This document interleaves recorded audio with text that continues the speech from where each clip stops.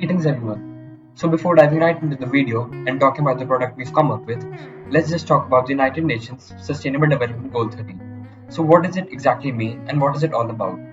It primarily focuses on combating climate change as well as its impacts.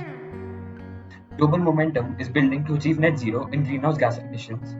Climate change is affecting almost every country on every continent. It is disrupting national economies and affecting lives. Weather patterns are changing, sea levels are rising, and glaciers are melting. Although greenhouse gas emissions are expected to drop due to the COVID restrictions, however, it is only a temporary improvement. Climate change is not on pause. Once the global economy recovers from the pandemic, the emissions are expected to return to higher levels. Shocking, right? In recent years, the emission of hydrofluoroolefin gases has increased drastically. Hydrofluoroolefin gases are man-made organic compounds that are used as refrigerants. A major amount of its emission is accounted for by air conditioners. They are potent greenhouse gases that contribute to the increased greenhouse gas effect. The increased greenhouse gas effect results in an increase of the average temperature on Earth, which leads to climate change and rising of the sea level. Hydrofluoroolefin gases break down in the troposphere. Within the troposphere, the carbon-fluorine bonds in the compound are highly effective at trapping solar radiations and redirecting that radiant energy towards the Earth's surface.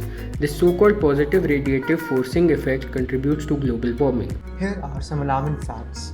Carbon dioxide, methane, and nitrous oxide have reached record levels in the atmosphere. These three gases are primary drivers of climate change. As of 2018, carbon dioxide in the atmosphere was 147% higher compared to pre-industrial levels. Methane was 259% higher and nitrous oxide was 132% higher. Sea ice has decreased for 32 straight years and ice melt is accelerating. In the UN General Assembly meeting in 2019, it was discussed that the climate change condition may become irreversible after 2030. So, all we got is a decade to make amends and take steps to avert the catastrophe. Well, let's talk about the principle of our device. Our device is based on Markovnikov's rule, which involves the conversion of unsaturated hydrocarbons to saturated ones. When an unsymmetrical alkene is made to react with dilute hydrochloric acid, then due to bond fission, the anion of HCl, that is, chlorine, gets attached to the carbon atom having less number of hydrogen atoms and vice versa. Here's the working of our device. Our device would simply fit into the refrigerant of an AC.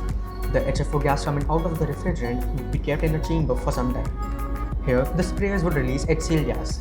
Due to this reaction, the alkene would convert to alkane. The automated divider would open after the completion of the reaction, and the gas would go out through the output unit. We know that this duration was a bit less for such a vast concept. So for more clarity, we have provided a PDF of all the information used in the description box.